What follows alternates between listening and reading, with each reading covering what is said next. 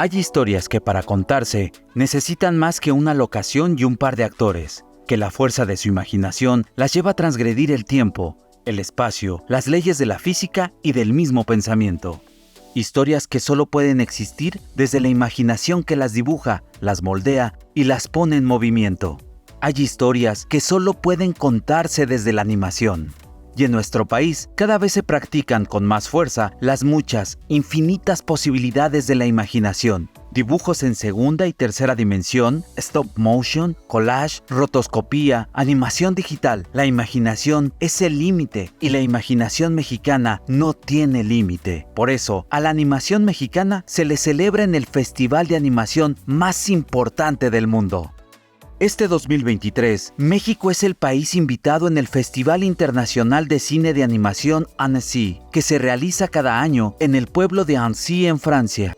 En el Festival de Annecy participarán más de 300 artistas y ejecutivos mexicanos, además de ser motivo de orgullo que nos invita a reflexionar sobre este ejercicio de la animación en México, sus logros, sus hitos, también sus enormes desafíos. En Atrapasueños, la diversidad de nuestro cine, platicamos con profesionales del ámbito de la animación, quienes nos comparten sus ideas sobre este ecosistema del quehacer cinematográfico y audiovisual, cómo se consolida, cuál es su estatus y cómo el Festival de Annecy les funciona como escaparate y trampolín para alcanzar nuevas, deseadas alturas. ¡Comenzamos!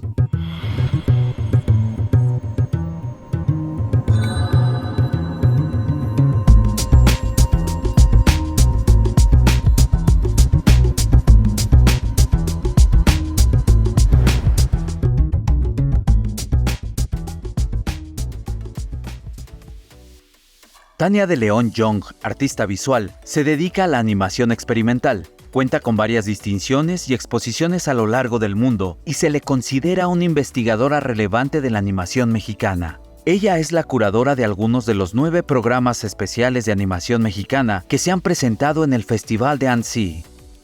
Los primeros trabajos que no se conocen, pero que se tienen documentados, son de 1915. Entonces, de esos trabajos que se dice, o hay textos que los describen como animaciones cortas, de animación con recorte, con articulaciones y de pocos segundos.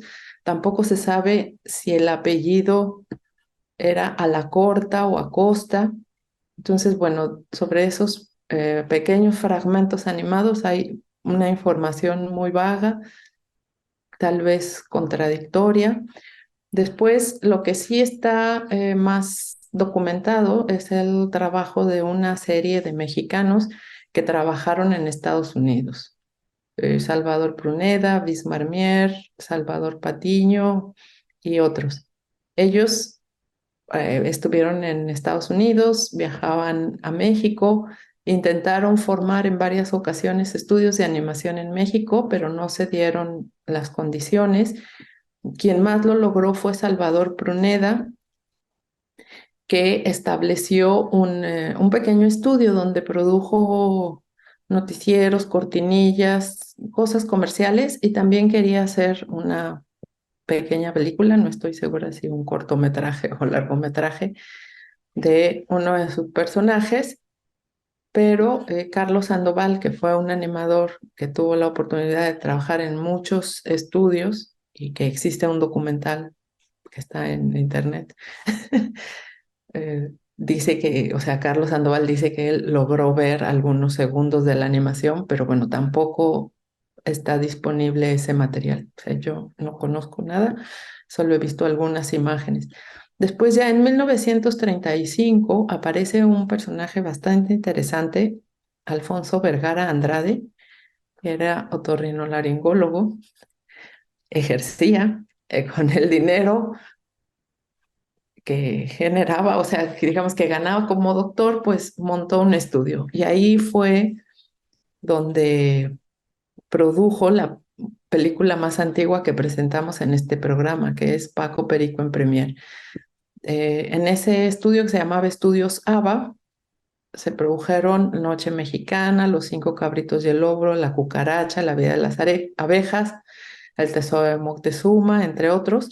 Y una de las características de estos dibujos es que tienen como referencia visual la animación estadounidense. Era lo que más se consumía y bueno, cada vez que conseguían material, pues trataban de estudiarlo. Algo que es muy interesante, o bueno, no sé si interesante sea la palabra, es que al no haber publicaciones sobre técnica de animación disponibles en nuestro país, al no haber pues, escuelas, los estudios que había abrían y cerraban, entonces no había alguna formación sistemática. En cierto modo, cada persona que quería hacer animación tenía que ser en cierta manera autodidacta. Entonces es como una historia que empezó una y otra vez. En México, uno de los festivales que ha sido motor y lugar de encuentro de las comunidades dedicadas a la animación es Pixelatl, que desde 2022 se realiza en Guadalajara. Durante más de una década, este festival ha logrado impulsar una industria en México y Latinoamérica de animación, cómic y videojuegos. José Iniesta, cofundador de Pixelatl y uno de los principales promotores para que nuestro país sea invitado especial de ANSI, nos cuenta de la importancia de la animación mexicana en el extranjero. A mí personalmente me emociona muchísimo el trabajo que han hecho los mexicanos fuera de México, que de pronto es como el típico ejemplo de cuando al talento le das recursos, cómo explota.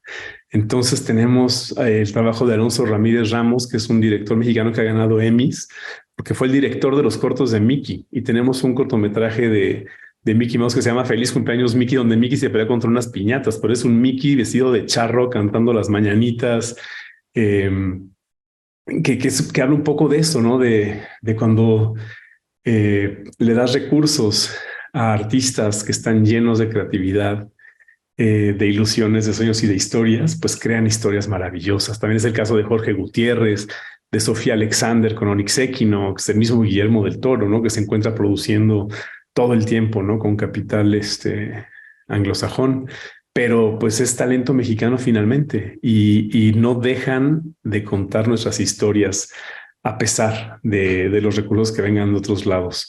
Y viene pues todo lo nuevo, ¿no? A mí, por ejemplo, lo que no puedo creer que exista, te lo digo honestamente, es, por ejemplo, una serie como Los Usos Ocultos de Frankelda y que ahora además va a ser un largometraje.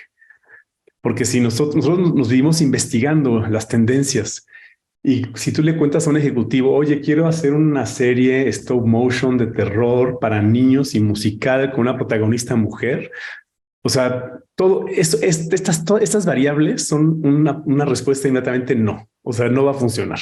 Los niños no quieren ver eso. Sin embargo, es una serie increíblemente exitosa. Entonces, para mí, esto habla pues de la sorpresa de que a veces menospreciamos a nuestras audiencias y tenemos que darles, pues, el contenido que creemos que deben de ver, ¿no? No nada más lo que ven. Y me sorprende y ahora estoy feliz de que vayan a hacer su largometraje y que tengan otro largometraje en proceso que es La Balada del Fénix. Entonces, puras buenas noticias, ¿no? Desde este punto de vista. Y sí te puedo decir, estoy sorprendido. O sea, si vemos hacia atrás de cuando empezamos Pixelatel, de cuando empezamos a hacer estos scoutings por festivales, de lo que teníamos en México y dónde estamos ahora, no dejo de maravillarme de el talento mexicano y de cómo a pesar de la escasez y de los retos que tenemos encima, siempre logramos sacar adelante historias que ya están en pantalla y cómo ha crecido el sector. Estudios que hace 2 años tenían 3 empleados, 6 empleados y ahora tienen 150, 300 empleados, pues habla de que ya podemos decir que tenemos una industria incipiente que va creciendo, pero que ya puede fortalecerse, formalizarse y además que produce cientos de minutos de animación al año. Jordi Iniesta, cofundador y director creativo de Pixelatl, ha puesto énfasis en cómo se consume la animación en México. Él también ha sido curador de los programas de animación que se presentan en ANSI. Es un grupo conformado somos 7 en realidad en total, pero realmente, o sea, son 5 chicas, además, coincidió, fue algo que surgió. Tania de León es una académica de la UNAM, ella misma es artista visual, pero ha realizado y da clases en la UNAM y ahora está, por cierto, en Berlín, en alguna residencia, la verdad no sé en qué, desde ahí se conectaba. Y bueno, es académica y artista visual y con mucho conocimiento. Está Lucía Cavalchini, que es la directora de Animasivo y la fundadora de Animasivo, que es el primer festival de animación que se hizo en México. Ella es de origen italiano, pero bueno, está en México desde hace 20 años. Y también es productora, pero pues bueno, tiene como todo este conocimiento curatorial. Está Lourdes Villagómez. Lourdes Villagómez es también una directora de cine, pero se dedica también a la curaduría y ella cura programas de México en el mundo, ¿no? De cine de animación mexicano en el mundo. Está Sofía Carrillo, ella es una directora mexicana muy reconocida a nivel internacional. De hecho, Estados Unidos la hizo miembro de su academia, ¿no? Del talento, del reconocimiento que tiene. Ella es de Guadalajara. Y está Ani Cruz. Ana Cruz es fundadora de Casiopea, que es un estudio de animadoras mujeres. Y pues también como muy talentosa, ella es productora y directora. Entonces, ellas 5, durante 10 meses nos empezamos a reunir pues, para hacer este proceso de la indexación, que para mí es exhaustivo y además ha sido bellísimo, de recopilación de datos, directores, años, qué técnicas usó, para quién lo hizo, tratar de ubicar dónde están esos trabajos, quién tiene los derechos, para hacer estos nuevos programas. Además de toda la labor de investigación y de recuperación de material, hay también un trabajo de gestión de derechos, porque hay material pues, que los derechos obviamente los tiene IMCINE y ellos dijeron que sí, pero están en universidades, están en empresas, y así son 88 cortometrajes o trabajos, porque hay también programas de televisión, en Netflix, entonces hay que negociar que se puedan integrar en estos programas. Sí es un trabajo exhaustivo y para mí sí es uno de los legados más importantes de este momento catalizador de la industria. En Zapopan, Jalisco, se encuentra el Centro Internacional de Animación Mexicana, conocido como el Taller del Chucho. Este estudio, impulsado por Guillermo del Toro, desarrolla la animación en diversas modalidades y ha estimulado al talento local. Entre sus actividades más sobresalientes, el Taller del Chucho ha colaborado activamente en la producción de Pinocho de Guillermo del Toro. La atención internacional puso foco en este estudio mexicano que dirige Angélica Lares. Pues mira, yo creo que llegó con muchos esfuerzos y con gestiones de muchas personas, ¿no? O sea, sabemos que Guillermo del Toro es un gran impulsor de la animación, lo ha dicho abiertamente en todas las premiaciones, se ha expresado de la animación en México, en particular Guadalajara, pero en general yo creo que estamos en un lugar que apenas estamos comenzando, apenas estamos arrancando con la iniciativa pública, como les decía yo. O sea, creo que todavía hay mucho trabajo por hacer. Pero no nos estamos deteniendo. Entonces, sí creo y sí siento, o sea, por ejemplo, desde mi trinchera, desde la parte que a mí me toca, yo creo que sí tenemos que construir un puente muy importante, no solamente en México, sino en Latinoamérica. O sea, tenemos que ser visibles ante el mundo de las historias que tenemos para narrar y contar. Entonces, sí creo que es una nueva etapa. Hay jóvenes muy talentosos que van a estar también en sí, que tienen propuestas y que hay que apoyarlos, porque a mí me gustaría, yo lo he platicado con los famosos 7 de Guadalajara, ¿no? O sea, no son 7, somos muchos más y hay que darles voz y espacio porque las generaciones se tienen que ir pasando la estafeta y esa es para mí también parte importante de por qué quería yo generar un espacio de formación para los nuevos talentos, para poderles dar voces. Ahorita, por ejemplo, en el taller tenemos un cortometraje que estamos apoyando, también ganó IMCINE, que se llama Dolores, de una chica que estuvo trabajando en la producción de Pinocho, que traía su cortometraje, que es su ópera prima. Entonces, así como ella, hay otras historias más, ¿no? O sea, de jóvenes talentos que merecen tener el espacio para contar sus historias. Entonces, yo creo que estamos comenzando. El sello de cada edición de un festival de cine es su cartel, la imagen que lo acompaña durante todas sus actividades. Y qué mejor que un mexicano diseñara la imagen oficial del Festival de Annecy 2023. Jorge R. Gutiérrez, animador de La Frontera, que entre sus trabajos más importantes cuenta con la película El Libro de la Vida, realizó el cartel de este año en Annecy, busca reflejar la fiesta de las noches mexicanas. Calaveras, luchadores, deidades prehispánicas que celebran en el lago de Xochimilco, que también puede ser el lago de Ansi. Jorge nos platicó su visión sobre la animación mexicana que participa en el festival. Híjole, yo creo que es un momento mágico para México. Creo que los ojos del mundo están volteando a ver a México y Annecy está ayudando, poniendo ahora sí que todas las luces, iluminando a este talento. Y hay desde cine de arte, a efectos especiales, videojuegos, o sea, hay todo tipo de animación saliendo de México. El talento mexicano, que por lo general se iba de México, ya se está quedando en México. Creo que las universidades ya son generaciones de maestros que ya trabajaron y ya no nada más es teoría, ya están enseñando práctica. Y creo que es un momento mágico. Esta última película de Spider-Verse 2, que es una obra maestra, hubo creo que 50 mexicanos trabajando en la película, muchos desde México, obviamente muchos en Canadá, pero esta idea de que te tienes que ir de México y te tienes que ir de tu país a buscar fortuna a otro lugar, ya no, ya cambió. Y creo que el talento mexicano, la parte, por así que la parte creativa sobra en México. Y antes eran las oportunidades las que faltaban. Y gracias al mundo post-COVID que estamos viviendo, cada vez hay más oportunidades. Entonces es un momento mágico para la animación, para los creadores mexicanos, para los directores mexicanos y para los que están estudiando animación ahorita. Creo que el futuro nunca se había consumido y nunca se había producido tanta animación en la historia de la humanidad. Producir una obra audiovisual con estándares comerciales puede ser un reto difícil, en especial si se busca crear de manera independiente. Jorge compartió su punto de vista sobre esta industria y cómo coloca la animación mexicana a nivel global. Híjole, la respuesta me choca decirla, pero no hay de otra, es dinero. El problema es el dinero. Una película animada en México, si le va bien en la taquilla, vamos a decir que gana $10 millones. Eso quiere decir que la película, si ganó $10 millones en México, tuvo que haber costado $3 billones hacer esa película. Entonces, ¿cómo va a competir una película de $3 millones contra Spider-Verse, que costó $100 millones, o Coco, que costó $200 millones? Entonces, si tú haces una película en México con talento mexicano, con los presupuestos basados en la taquilla, vas a hacer películas muy, muy, muy chiquitas. Y esas películas, una película de $3 millones no puede competir en un mercado global. Nunca se ha dado.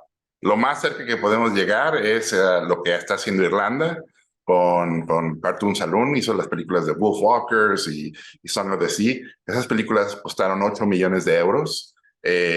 Y la idea es que nos nominen a un Oscar para que la película se pueda vender por todo el mundo. El gobierno irlandés presta los $8 millones y el estudio los tiene que pagar con la taquilla.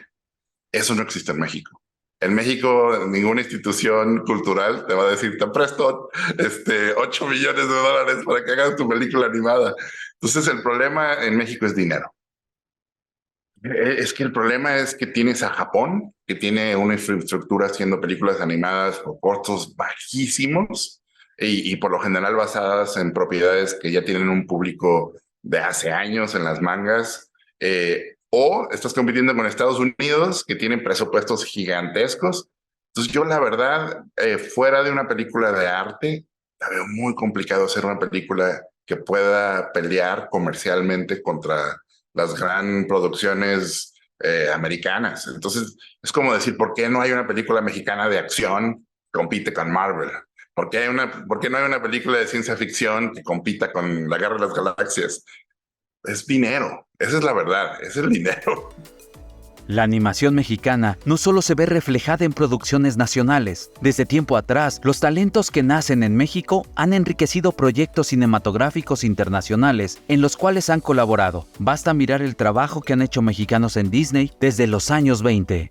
México fue un país de maquila durante la década de los 60s y los 70s para estudios como Hanna-Barbera. O sea, muchas de las series que vimos de niños estuvieron hechas por mexicanos. También hubo muchos mexicanos que trabajaron en Disney, que como te comenté, eso fue muy temprano. Yo creo que fueron los años, como comentaste, 20 y 30, que estuvieron en Estados Unidos y trataron de establecer aquí, tanto como para afirmar que el estilo era mexicano, no podría decirlo, pero sí hubo mucha mano de obra en la animación estadounidense de nuestro país. Tener leyes que obliguen a las televisoras a tener producciones de animación nacional para las infancias y cuota de pantalla. O sea, Televisa, ¿quieres seguir teniendo tus señales? Tienes que hacer 12 horas de series animadas para niños que tienes que pasar en Canal 5 y con productores locales. Mismo TV Azteca, mismo Imagen. O sea, es condicionar.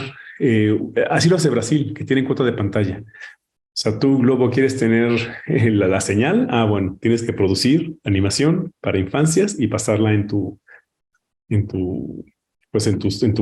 canales. Y también yo creo que eso sí es a nivel institucional, formar una alianza.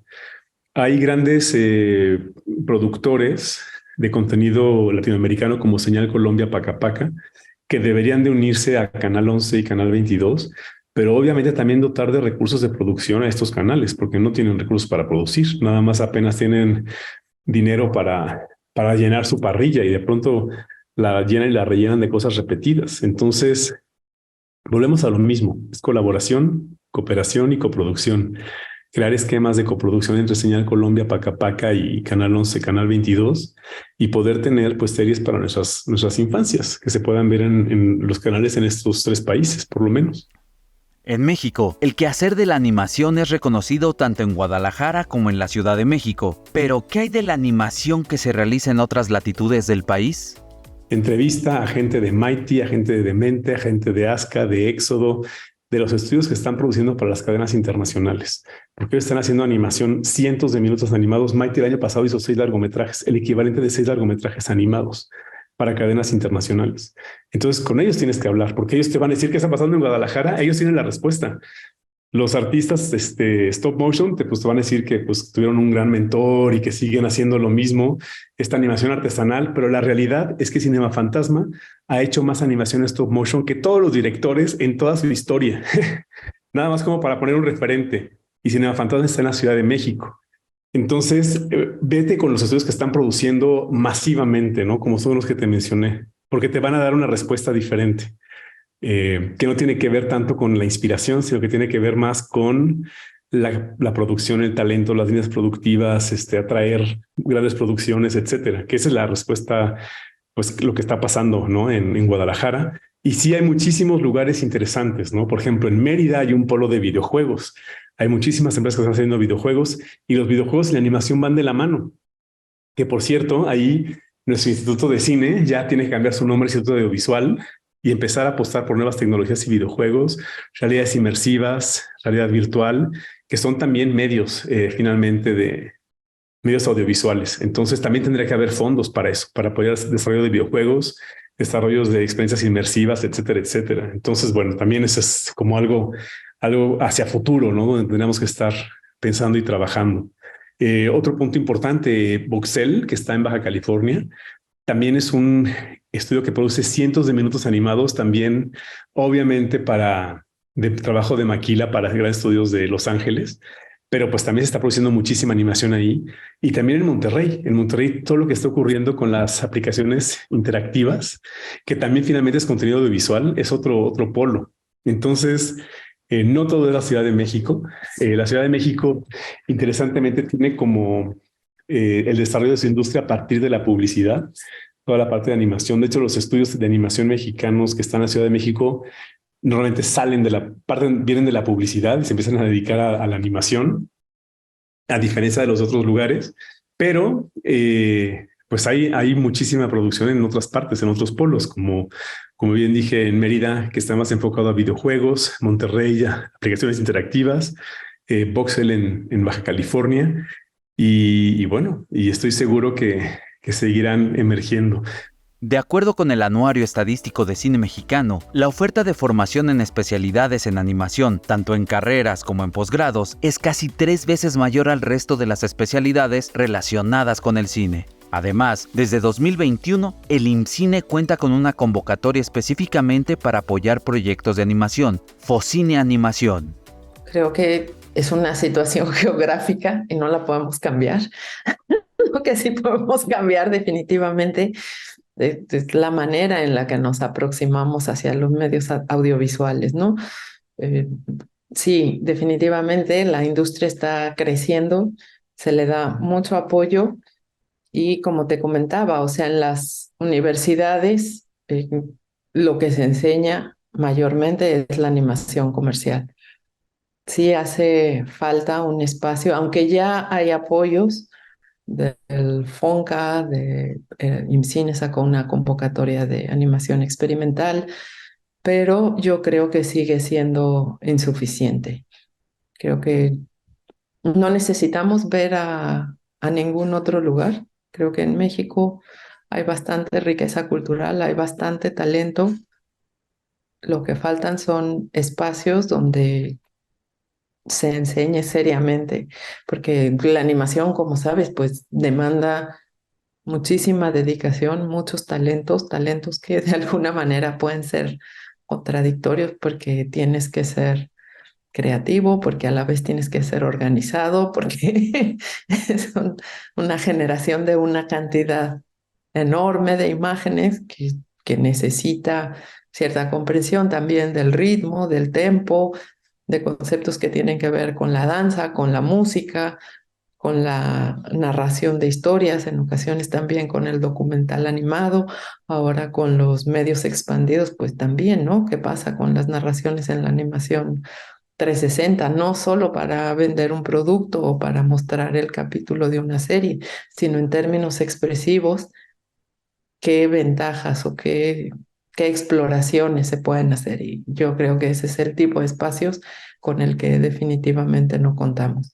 Las escuelas todavía tienen esta visión donde el taller de pintura es de pintura, el de escultura, y la animación pudiera aprovecharse de integrar todas las artes visuales, tradicionales, digitales, o sea, todo cabe en la animación, pero bueno, sí demanda ciertos espacios. Yo creo que en México hay grandes maestros en artes y mucho talento en los jóvenes y pudieran explorarse otros caminos. Bueno, el consejo más grande que le puedo dar a los estudiantes de animación, no solo mexicanos, pero de todo el planeta, es algo que viví. De la experiencia que me pasó a mí fue en la escuela de animación, en CalArts. Yo era el único mexicano del departamento.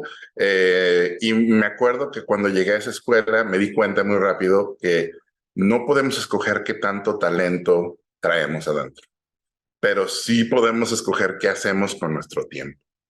Entonces, lo primero que hice fue dieta de videojuegos, porque me di cuenta que le estaba dedicando demasiado a los videojuegos y creo que la chispa, el ingenio mexicano me ayudó muchísimo y trabajé, ahora sí que 10 veces más que mis amigos y mis compañeros, y ese fue mi secreto. Me daban una tarea y yo hacía 10 y entregaba la mejor. Entonces yo decía, voy a hacer trampa haciendo más que los demás, y me funcionó. Y me acuerdo que hay un dicho de Chuck Jones, este superartista de los Looney Tunes de Warner Brothers, que decía, para hacer un buen dibujo tienes que hacer 1000. Y el 1001, ese es el bueno. Entonces yo lo traté de aplicar eso a todo. Entre más hago, mejor, ahora sí que más me formo. Y la idea es, no se pone más fácil, tú te pones más, ahora sí que más chipocludo. Y eso es con experiencia.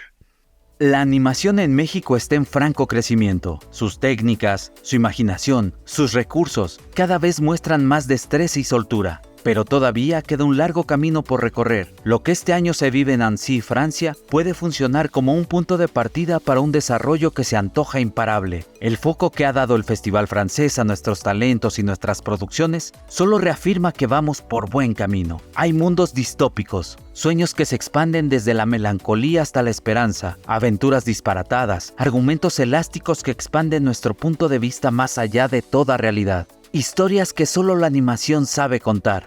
A final de cuentas, como ha dicho Guillermo del Toro, la animación no es un género, la animación es cine.